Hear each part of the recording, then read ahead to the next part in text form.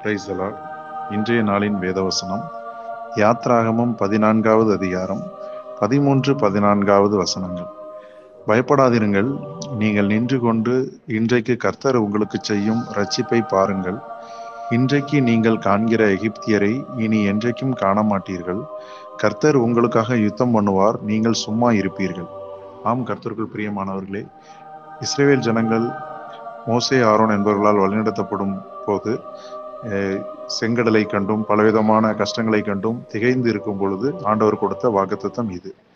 நாமும் நம்முடைய வாழ்க்கையில் பலவிதமான கஷ்டங்களுக்கும் துன்பங்களையும் பார்த்து பயந்து கொண்டு இது எப்படி ஆகுமோ என்று சொல்லி நாம் வேதனையோடு இருப்பதை பார்த்து ஆண்டவர் கொடுக்கும் வாக்குத்தத்தம் தான் இது. பயப்படாதிருங்கள், நீங்கள் நின்று கொண்டு கர்த்தர் உங்களுக்கு செய்யும் இரட்சிப்பை பாருங்கள். எனவே ஆண்டவர் நமக்காக இரட்சிப்பை தருவார். நமக்கு எல்லா விதமான நம்முடைய கஷ்டங்களை நீக்கி நம்மை பாதுகாப்பார். நமக்கு எதிரடையாக வருகிற எல்லா ஆயுதங்களையும் முறித்து போடுவார். நமக்காக அவர் யுத்தம் பண்ணுவார், நாம் சும்மா இருப்போம். இந்த வசனங்களை நாம் விசுவாசிக்கும் பொழுது, விசுவாசித்து அதன்படி நம் கிரியைகளில் நாம் வெளிப்படும் பொழுது ஆண்டவர் நிச்சயமாகவே நமக்கு பெரிய காரியங்களை செய்வார். கர்த்தர் தாமே இந்த வசனங்களை ஆசீர்வதிப்பாராக. ஆமென்.